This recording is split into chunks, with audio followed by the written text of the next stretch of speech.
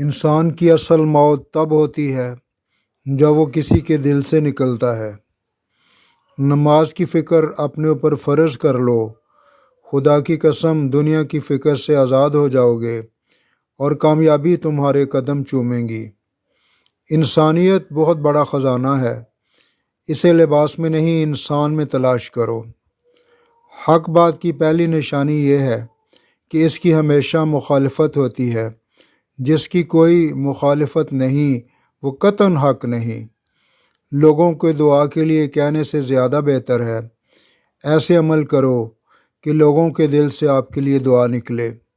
تحمل اختیار کرو، اپنے دشمن پر غلبہ پالو گے۔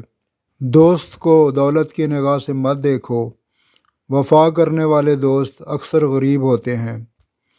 اگر کوئی آپ کی فکر کرتا ہے تو اس کی قدر کرو، کیونکہ دنیا میں تماشائی زیادہ ہیں اور قدر کرنے والے بہت کم۔ لفظ انسان کے غلام ہوتے ہیں مگر صرف بولنے سے پہلے تک، بولنے کے بعد انسان اپنے الفاظ کا غلام بن جاتا ہے۔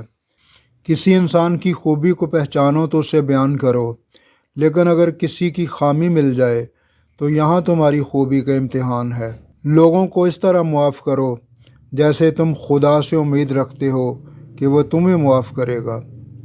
ہر بات پر ہاں میں ہاں ملانا منافقوں کی عادت ہے۔ جس کو تم سے سچی محبت ہوگی وہ تم کو فضول اور ناجائز کاموں سے روکے گا۔ ہمیشہ سچ بولو تاکہ تمہیں قسم کھانے کی ضرورت نہ پڑے۔ آخرت کا دامن تھام لو، دنیا خوار ہو کر تمہارے قدم چومے گی۔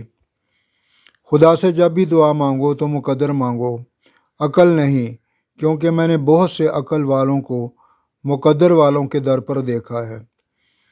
دنیا میں صرف سکون ہوتا تو لوگ اللہ کو بھول جاتے۔